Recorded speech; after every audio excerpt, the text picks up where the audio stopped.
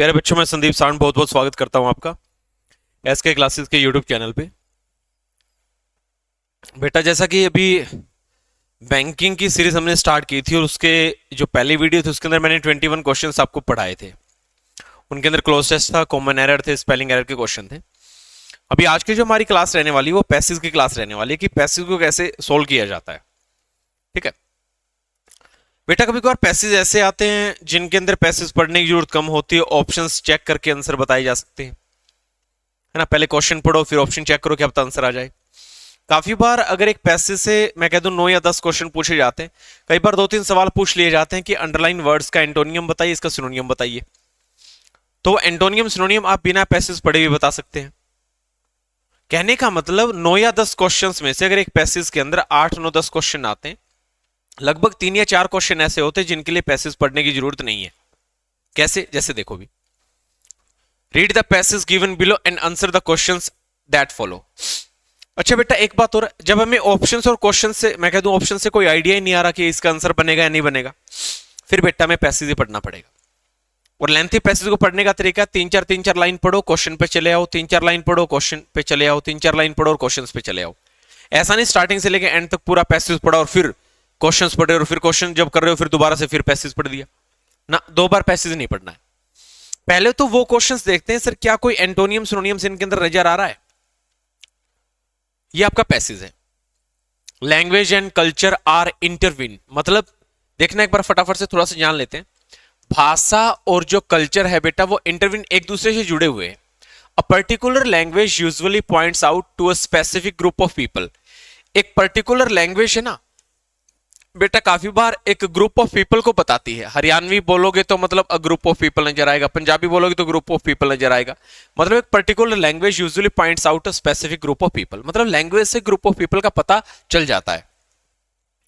When you interact with another language, जब आप दूसरी लैंग्वेज से इंटरेक्ट होते हो, it means you are also interacting with culture that speaks the language. एक बात और है बेटा, जब तुम किसी दूसरी लैंग्वेज से इंटरेक्ट होते हो तो इसका मतलब ये है कि बेटा आप किसी दूसरी कल्चर से भी जुड़ रहे हो। देखो, it means that you are also interacting with the culture that speaks the language, मतलब दूसरी भाषा का प्रयोग करते वक्त बेटा आप दूसरी कल्चर से भी जुड़ जाते हो। ठीक है ना। That culture speaks the language, जो कल्चर उस लैंग्वेज को बोलती है। You can't understand one's culture, तुम किसी बंदे के कल्चर को नहीं समझ सकते without accessing its language directly. जब तक बेटा आप इसकी लैंग्वेज तक नहीं पहुंच पाते तब तक आप किसी बंदे के कल्चर को नहीं समझ पाते। इससे पता चला है कि लैंग्वेज और कल्चर का आपस में नाता है। लैंग्वेज और कल्चर का आपस में नाता है, वो इसने बता दिया। ठीक है, अब एक काम करते हैं, इसके अंदर कोई ऐसे क्वेश्चन, ये तो पैसेज चल रहा है बेटा, देख लो कितना लेंथी पैसेज है, इतना पढ़ना पड़ेगा। यहां से क्वेश्चन स्टार्ट हो रहे हैं। ठीक है, अब इनके अंदर मैं एक बार है ना वो क्वेश्चंस देख लेता हूं, क्या पता इनमें कहीं कोई एंटोनियम सिनोनियम्स का कोई क्वेश्चंस है या नहीं है। देख, जैसे ये what is the सिनोनियम of the word complex. बेटा कॉम्प्लेक्स वर्ड का सिनोनियम बताना है, इसके लिए मैं पैसेज नहीं पढ़ रहा। देखो, कॉम्प्लेक्स का सिनोनियम बताना है। सिंपल नहीं होता, ल्यूसिड नहीं होता, प्लेन प्लेन होता है, रेयर इंट्रिकेट होता है बेटा कॉम्प्लेक्स का सिनोनियम। कॉम्प्लेक्स, कॉम्प्लिकेटेड, कॉम्प्लेक्स, कॉम्प्लिकेटेड, इनका सिनोनियम कौन होता है? इंट्रिकेट होता है, उलझा हुआ, है ना, अनरिसोल्व्ड।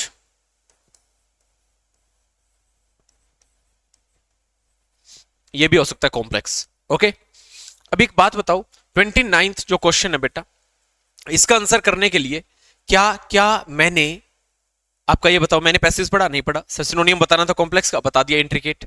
एक और देखो, एंटोनियम बताना है किसका? इनएविटेबल। और इनएविटेबल का मतलब होता है बेटा अति अनिवार्य। क्या? अति अनिवार्य, बहुत ज्यादा जरूरी, जिसे आप अवॉइड नहीं कर सकते। इनएविटेबल, इसका एंटोनियम जिसे हम अवॉइड नहीं कर सकते उसका एंटोनियम, मतलब जिसे अवॉइड कर सके आंसर। मतलब इनएविटेबल का एंटोनियम अवॉइडेबल होगा, जिसे अवॉइड किया जा सके। स्प्लेंडिड शानदार होता है, कैंसिल, ये सारे कैंसिल बेटा। कोर्स का मतलब खुरदरा होता है, रेयर मतलब बहुत कम होता है। तो इस प्रकार से ये बताओ 30th क्वेश्चन का आंसर एंटोनियम बताना था किसका? अति अनिवार्य या फिर बोले तो इनएविटेबल का। क्या इसके लिए पैसेज पढ़ा? नहीं पढ़ा। 2 क्वेश्चन बिना पैसेज पढ़े कर लिए। तो बेटा टाइम सेविंग स्ट्रेटजी आपको अपनानी होगी। क्या अपनानी होगी? Time saving strategy. तो 29 हो गया, 30 हो गया। 28 देखो, अकॉर्डिंग टू रोसी लैंडी, व्हेन, अच्छा कोई रोसी लैंडी नाम का कोई बंदा है, उसके according when children learn their language, जब बच्चे अपनी भाषा को सीखते हैं, and culture, it leads to, अच्छा एक रोजी लैंडी नाम का बंदा कहता है जब बच्चे अपनी भाषा को सीखते हैं तो ये भाषा का सीखना इट लीड्स टू, ये बच्चों को कहां ले जाता है, यह बच्चों को कहां ले जाता है, ध्यान से देखिए, fine body languages and vivid exam expressions, ध्यान से सुनना। पहले तो मैं आपको बता दूं कि रोजी लैंडी कहां लिखा गया है। बेटा फटाफट से चले आते हैं एक बार पैसेज के ऊपर, एक बार चले आते हैं बेटा किसके ऊपर, पैसेज के ऊपर। ये रहा, इसमें है ना कहीं रोजी लैंडी नाम से, ये रहा ये रहा ये रहा, ये रहा रोजी लैंडी, इसको पकड़ लो भैया। और इसके अकॉर्डिंग देखो भी क्या करते हैं बच्चे, चलिए एक काम करते हैं, रोजी लैंडी फर्दर एडिड, इसका मतलब रोजी लैंडी ने ऊपर भी, ये रहा भाई रोजी लैंडी ने ऊपर भी एक बात कही है, ये देखो रोजी लैंडी, क्योंकि यहाँ पे फर्दर वर्ड आ गया, इससे पहले भी कुछ बोला है। तो अब एक काम करते हैं, रोजी लैंडी क्या था देखो, अच्छा एक ये लेडी है बेटा, a philosopher from Italy, Italy से एक फिलोसफर है Rossi Landi, whose work focused on philosophy, अच्छा उसका काम फिलोसफी पे फोकस करना होता है, सेमियोटिक्स पे फोकस करना होता है, लिंग्विस्टिक पे फोकस करना होता है। सेड दैट, उसने एक बात कही, उसने एक बात कही, हमारे लिए बात समझनी जरूरी है, क्या कही उसने, a speech community is made up of all the messages that were exchanged with one another using a given language. Okay. उसने कहा कि बेटा ये जो कम्युनिटी है ना ये बनी होती है उन सारे मैसेजेस पे, देवर एक्सचेंज, जो कि एक्सचेंज होते विद वन अनदर, एक दूसरे के साथ, यूजिंग अ गिवन लैंग्वेज, मतलब एक लैंग्वेज में मैसेजेस का आदान प्रदान होना, एक दूसरे से बदला जाना बहुत जरूरी है। ये बात किसने कही, रोजी लैंडी ने कही, which is understood by the entire society, ठीक है ना। और ये जो आदान प्रदान होता है which is understood by the entire society, ये बात सारी सोसाइटी को क्या होनी चाहिए बेटा, पता होनी चाहिए, सारी सोसाइटी इस बात को समझती हो। फिर बच्चों के लिए क्या कहा, कुछ ऐसा मैं समझना चाहता हूं, further added that young children, छोटे बच्चे लर्न देयर लैंग्वेज, ये अपना आंसर आएगा, छोटे बच्चे अपनी भाषा सीखते, कल्चर सीखते फ्रॉम द सोसाइटी, समाज से, दे वर बोर्न इन, जिनके अंदर उनका जन्म होता है। बच्चों के लिए क्या बात कही कि छोटे बच्चे जो है बेटा वो लैंग्वेज कल्चर सोसाइटी को सीखते हैं, सॉरी लैंग्वेज और कल्चर को सीखते हैं from the society they were born in, जिनके अंदर उनका जन्म हुआ। In the process of learning they develop their cognitive ability, अच्छा in the process of learning, बेटा छोटे बच्चे लर्निंग करते वक्त they develop their cognitive abilities as well, बेटा बच्चे अपनी कोग्निटिव एबिलिटीज को इंप्रूव कर लेते हैं। एक काम करते हैं, उस क्वेश्चन पे आते हैं कि रोजी लैंडी ने बच्चों के लिए क्या कहा था, कहां पे है वो क्वेश्चन, ये रहा, ठीक है। इसका मतलब था बेटा बच्चे कहां चले जाते हैं, बच्चे कहां चले, ये रहा, the development of their cognitive abilities, बेटा इससे बच्चों के अंदर कोग्निटिव एबिलिटीज डेवलप हो जाती है। और बेटा बच्चे a better understanding of the society, छोटा बच्चा बेटा समाज की बेटर अंडरस्टैंडिंग अभी तक उसे नहीं आएगी, उसने यंग चिल्ड्रन लिख रखा है। फाइन बॉडी लैंग्वेजेस, बेटा फाइन बॉडी लैंग्वेजेस है, मतलब बंदे का हाव भाव देख करके वो अंदाजा लगा लेंगे इसकी कैसी सोच है, इतना काम बच्चा नहीं कर पाएगा, ठीक है ना। इसका मतलब सेकंड और थर्ड ऑप्शन गलत होंगे, ऑल ऑफ द अबव आ नहीं सकता है ना, आंसर क्या गया फर्स्ट, ठीक है। किससे अंदाजा लगाया, कौन सी लाइन पकड़ी पैसेज में, रोजी लैंडी वाली लाइन पकड़ ली, ठीक है। देखो इससे पहले वाला क्वेश्चन देखो, व्हाट, अच्छा इसको एक बार नहीं बता रहा मैं, और किसी ऑथर ने क्या कहा उसको भी देख लेते हैं। ये देखो, according to Alfred Lee Copper, when did culture start, अच्छा एल्फ्रेड ली क्रोबर ने कहा when did culture start, culture कब शुरू होती है। अब इस बंदे को पकड़ लो पैसेज में, यही तरीका है, इस बंदे का नाम पकड़ लो पैसेज में, इसके आसपास की दो तीन लाइनें पढ़ के देखो। एल्फ्रेड ली क्रोबर, इसने कहा है कि कल्चर कब स्टार्ट होती है, देख लो भाई कल्चर कब स्टार्ट होती है। अच्छा ये हो गया था, देखो भाई ये पैसे ही चल रहा है, एल्फ्रेड की, ये रहा, एक नाम तो ये मिल गया भाई साहब मेरे को, एल्फ्रेड एल क्रोबर, और कहीं भी है क्या इसका नाम, और कहीं नहीं है, इसने कोई लिख रखा है कल्चर सोसाइटी के बारे में कि कैसे स्टार्ट होती है, ये रहा मिल गया, Alfred L क्रोबर, a culture anthropologist. अच्छा ये इसके बताया जा रहा है कि ये बंदा कौन था, ये एंथ्रोपोलॉजिस्ट था बेटा, from the United states, said that, इसने क्या बात कही वो बात समझनी जरूरी है। इसने कहा कल्चर स्टार्टेड, कल्चर शुरू होती थी व्हेन स्पीच वॉज अवेलेबल, जब बेटा स्पीच अवेलेबल था, ठीक है। And from that beginning the enrichment of either one led to other. अच्छा हम एक काम करते हैं, culture start when speech was available, एक काम करो उस क्वेश्चन पे आओ, ये था ना वो क्वेश्चन। उस इसने कहा कब स्पीच शुरू होती है, culture started when people begin doing rituals, जब लोग रीति रिवाज बनाना शुरू कर देते। नहीं। कल्चर कब स्टार्ट होती है, when close hunters gathers bond. No. Culture started when introduction of grammar, culture started with the introduction of grammar. गलत यार। ऑल ऑफ द अबव नहीं, none of the above, none of the above. इसने कहा था culture जब start होती है जब बोलना आता है, जब इंसान ने बोलना शुरू किया था ना तभी कल्चर शुरू हुई थी, तभी कल्चर शुरू हुई थी बेटा। ग्रामर के रूल से कल्चर शुरू नहीं हुई थी। ये किसका मानना था, ये मानना था बेटा एल्फ्रेड एल क्रोबर का, कि कब कल्चर स्टार्ट होती है, व्हेन स्पीच वाज अवेलेबल। और बेटा ये थोड़ी ना कि ग्रामर अवेलेबल थी, हंटर शिकारी अवेलेबल थे, पीपल लोगों ने काम करना शुरू कर दिया, अपने रिचुअल्स अपने रीति रिवाजों को निभाना शुरू कर दिया था। गलत, नन ऑफ द अबव। एक क्वेश्चन और देखो फिर, और कोई क्वेश्चन देखते हैं भाई। फॉल्स, अच्छा फॉल्स ट्रू का अभी तक हम पता नहीं कर पाए कौन सी फॉल्स है ट्रू, इसे छोड़ दो एक बार। एक क्वेश्चन है, the communication techniques of one culture are learn mostly by. अच्छा इसको इसको पकड़ लेते हैं, पैसेज के अंदर इसको पकड़ लेते हैं। कहां पे कम्युनिकेशन टेक्निक्स, और जो मैं काम कर रहा हूं वही काम आपको करना है। ये कहता है दी कम्युनिकेशन, जो काम मैं कर रहा हूं आपको करना है, मतलब जिस तरीके से मैं क्वेश्चन को देख रहा हूं ना कि कम्युनिकेशन टेक्निक्स वाली लाइन को पकड़ूंगा पैसेज में, वही काम आपको करना है।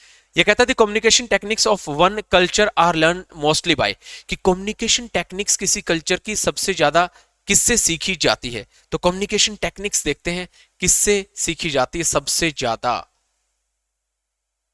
अच्छा देखो भाई कहीं पे है क्या कम्युनिकेशन टेक्निक्स, कोई नाम है, ये मिल गया भाई साहब, मिल गया। बल्ले बल्ले होगी, बल्ले बल्ले होगी। देखो कैसे, these specific communication techniques of one culture are learned mostly by imitating of observing people। या तो बेटा आप दूसरों का अनुसरण करो, नकल करो, या दूसरे बंदों को क्या करना शुरू कर दो, ऑब्जर्व करना शुरू कर दो। by imitating and observing people initially from parents। अच्छा देखो हमें किन बंदों को इमिटेट करना है, किन की नकल करनी है, किन्हें ओबे करना है, किन्हें ऑब्जर्व करना है, किनको, इनिशियली फ्रॉम पेरेंट्स। अच्छा अपने पेरेंट्स को ऑब्जर्व करना शुरू कर दो।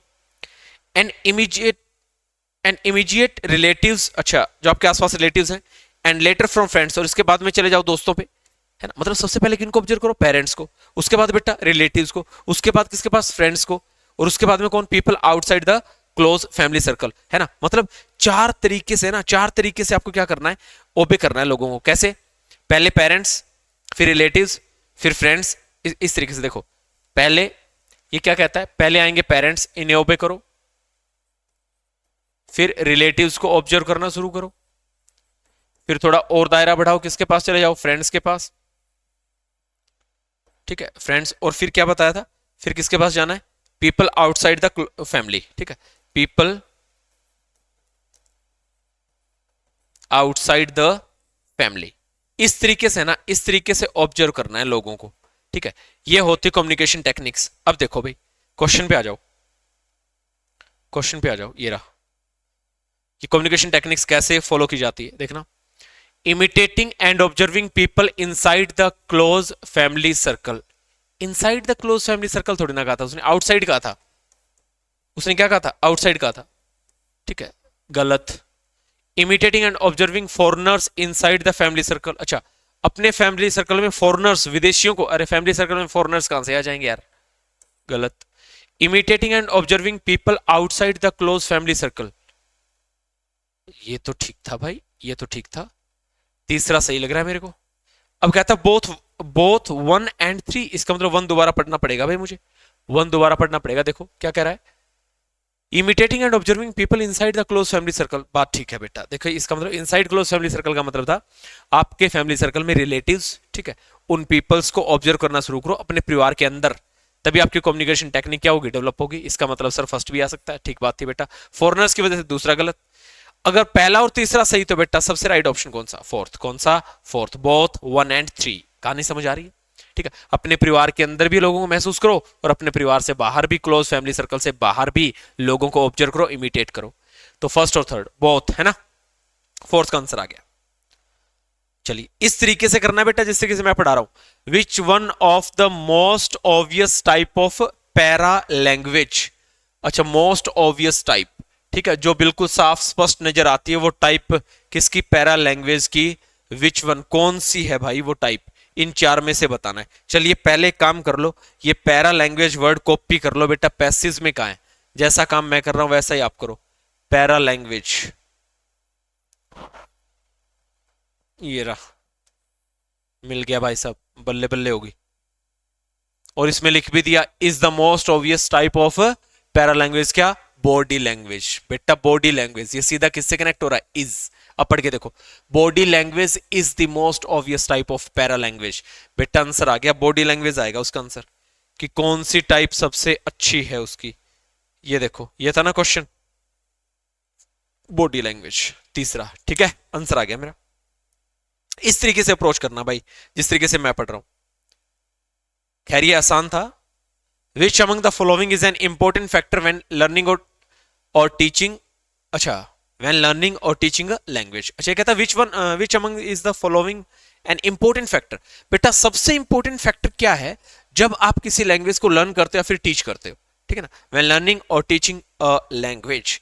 देखते हैं बेटा सबसे इंपॉर्टेंट फैक्टर क्या है। अच्छा यहां से था ना,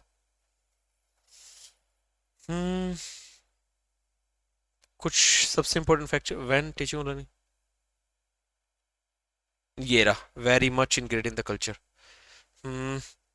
यहां से पढ़ना एक बार, व्हेन लर्निंग और teaching a language the culture, when learning और teaching the language the culture where the language belongs must be referred. ये कहता है जब आप टीचिंग और लर्निंग करते हो लैंग्वेज की तो उस कल्चर को जरूर रेफर करो। Culture where the language belongs, जहां से वो लैंग्वेज बिलोंग करती है, be referred because language is very much ingrained in the culture. इसका मतलब है जब कभी भी आप किसी लैंग्वेज को टीच करो, लर्न करो, तो उस लैंग्वेज को किसके साथ जोड़ो बेटा, सबसे ज्यादा उस कल्चर के साथ जोड़ो जहां पे वो लैंग्वेज बनी पली बड़ी वो लैंग्वेज है ना। तो मतलब कल्चर के साथ हमें जोड़ना पड़ेगा जी। क्वेश्चन कौन सा था, क्वेश्चन कौन सा था हमारा, which one of the following important factor है ना। क्या करना भाई हमें, alphabet should be taught first, no यार, only native speaker should teach the language. केवल नेटिव स्पीकर ही लैंग्वेज पढ़ा सकता है। नेटिव होता है मूल निवासी, देसी, जैसे मैं बंदा हरियाणा को तो हरियाणवी पढ़ा सकता हूं, मैं हिंदुस्तान का तो हिंदी पढ़ा सकता हूं, ऐसा नहीं है, ठीक है। बाहर के मैं कह दूं तमिल का, गुजरात का, बंगाली का, पंजाबी का, वो भी क्या पता हरियाणवी सिखा दे, है ना। तो इसका मतलब ये नहीं है कि only native speaker should teach the language, गलत। The culture where the language belongs must be referred, बिल्कुल सही बात है। ये इंपॉर्टेंट फैक्टर था कि आपको जब सिखाओ आप किसी लैंग्वेज को तो बेटा उस लैंग्वेज वो कहाँ किस कल्चर से बिलोंग करती है उसको जरूर रेफर करो, उसे जरूर सिखाओ, है ना। ये ऑप्शन कैंसिल है, तो इसका आंसर क्या आ जाएगा, थर्ड आ जाएगा। क्या जाएगा, थर्ड, ठीक है। अभी बताओ बेटा कितने क्वेश्चन बाकी हैं हमारे, 22 हो गया। 22 से पहले पैसेज ही चल रहा था, ठीक है सर। 23 भी हो गया, 24 भी हो गया, 25।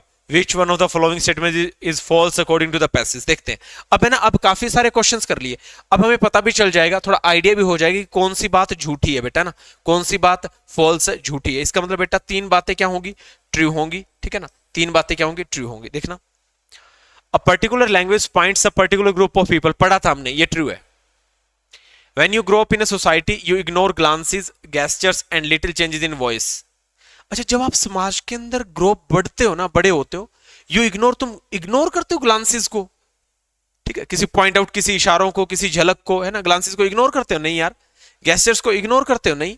And little changes in voice, ठीक है, जैसे जैसे आप बड़े होते हो आवाज के अंदर थोड़ा थोड़ा बदलाव आता है, क्या उसे इग्नोर करते हो आप, नहीं। ज्यादातर बुजुर्ग होते हैं जिनकी 70-80 साल उम्र होती है, आवाज भारी भारी हो जाती है, ठीक है। बच्चा रहता है, छोटा सा बच्चा है ना, आवाज, ठीक है ना, कैसी होती, फिर वो 30-40 साल की उम्र होगी तो कैसी आवाज होगी, बच्चे की आवाज कैसी होती है, औरत की आवाज कैसी होती है, लड़की की आवाज कैसी होती है। मतलब जैसे जैसे बड़े होते हैं बेटा आवाज के अंदर तो चेंजेस आते हैं, लेकिन ये कहता है यू इग्नोर, तुम इग्नोर करना शुरू कर देते हो, गलत बेटा। यही तो फॉल्स लाइन थी, यही तो झूठी और गलत लाइन थी, यही बतानी थी। सेकंड आंसर लग रहा है मुझे तो।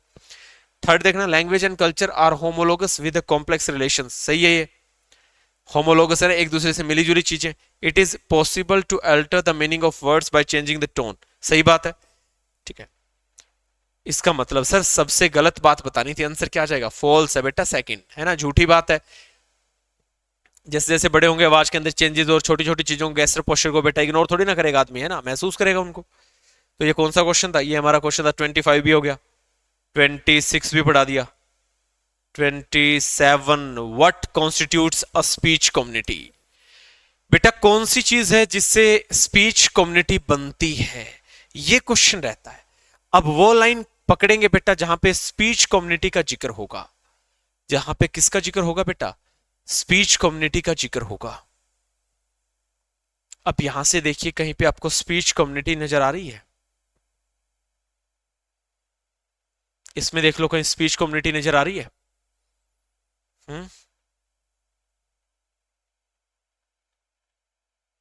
इसमें देखो भाई स्पीच कम्युनिटी,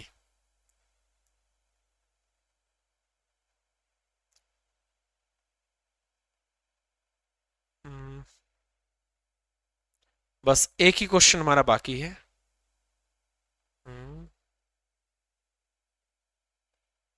कॉम्प्लेक्स कम्युनिकेशन, ये रहा specific society, speech community, communication, या स्पीच सोसाइटी था भाई, वहां पे कम्युनिटी क्या पता ना हो।